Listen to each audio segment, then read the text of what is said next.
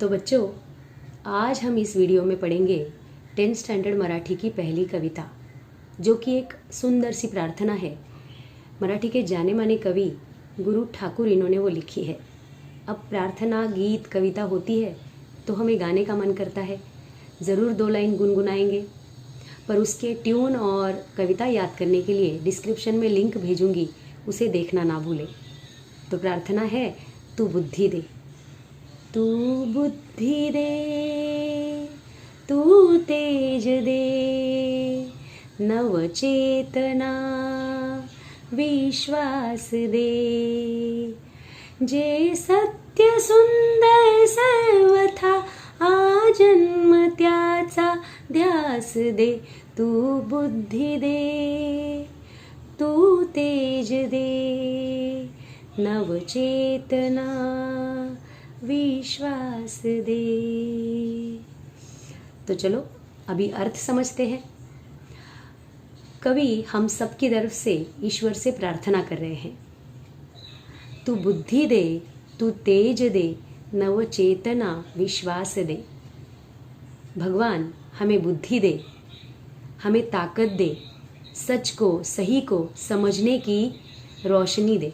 रोशनी होगी तो हम सच को और सही को पहचान पाएंगे।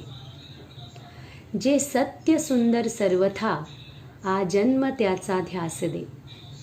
बच्चों, जो सत्य होता है, सच होता है, वो सदा सुंदर होता है। उसे समझने की, उसे देखने की हमें सदा प्रेरणा दे। पहला पैराग्राफ हो गया, अभी दूसरा। हरवले आभाळ ज्यांचे हो तयांचा सोबती, जिनकी सर से छत छिन गई है, उनका हमेशा साथी बने, उनका हमेशा मददगार बने। सापडे ना वाट ज्यांना हो तयांचा सारथी, जिन्हें राह नहीं मिल रही है, रास्ता नहीं मिल पा रहा है, जो कहीं खो गए हैं, उनका हमेशा सारथी बने। सारथी जानते हो बेटा? सारथी मतलब रथ चलाने वाला, रास्ता दिखाने वाला। हमने पुराणों में पढ़ा है कि संत सारथी किसे कहते हैं। सारथी वो होते हैं जो रथ को चलाकर रास्ता दिखाते हैं। इस संसार रूपी रथ की यहाँ पे चर्चा की गई है, वर्णन किया गया है। तो इस संसार के दुखों से, सारी तकलीफ़ों से, कठिन रास्तों से गुजरने के लिए अच्छे सारथी का होना बहुत ज़रूरी है, और वो सारथी तुम बनो। ईश्वर से ये प्रार्थना की है कि जिन्हें कोई राह नहीं मिल रही है, रास्ता नहीं मिल रहा है, उनका सारथी बनो। आपको याद होगा कि भगवान श्री कृष्ण अर्जुन के सारथी बने थे महायुद्ध में। तो भगवान को तो तजुर्बा है सारथी बनने का। साधना करती तुझी जे नित्य तव सहवास दे।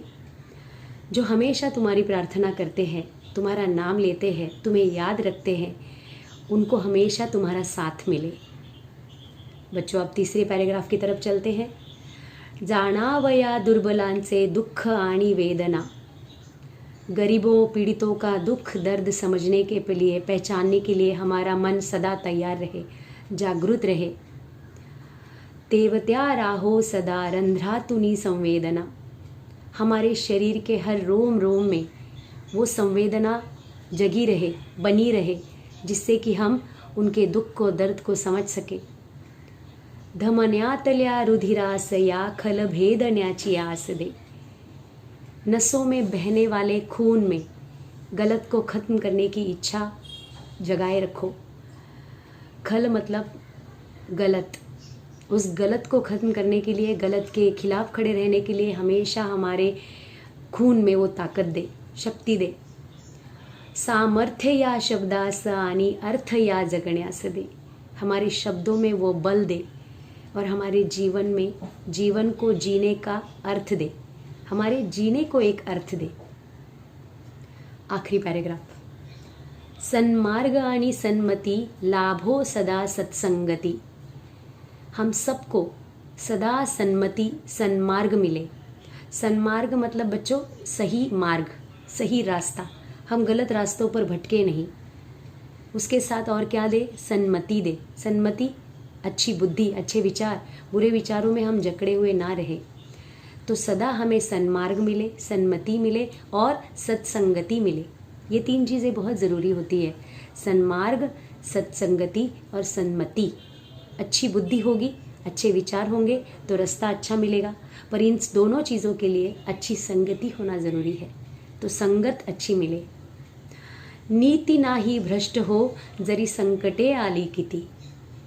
कितनी भी मुसीबतें, संकट आ जाए, हमारी नीति कभी भ्रष्ट ना हो, हम अच्छे मूल्यों पर चले, हमारी रास्ते हमेशा सही हो, नैतिक मूल्य कभी नष्ट ना हो। पंखा से या बळ दे नवे, झेपावण्या आकाश दे। हमारे पंखों में वो ताकत दे, शक्ति दे, जिससे कि हम आकाश की ऊंचाइयाँ छू सके। पर उस ऊंचाई को छूने के लिए हमें आकाश दे, आसमान दे। मतलब जानते हो बच्चों, हमें आगे बढ़ने के लिए, हमें ऊंचाइयाँ छूने के लिए मौके दे, चांसेस दे दो, तो संधि मिलेगी, मौका मिलेगा, तो हम ज़रूर आगे बढ़ेंगे। तो इस तरह से बहुत ही सुंदर शब्दों में कवि ने प्रार्थना की है और सबके लिए ये सब कुछ मांगा है। बच्चों, आप ज़रूर इसे पढ़ना, अर्थ समझने की कोशिश करना और गाना।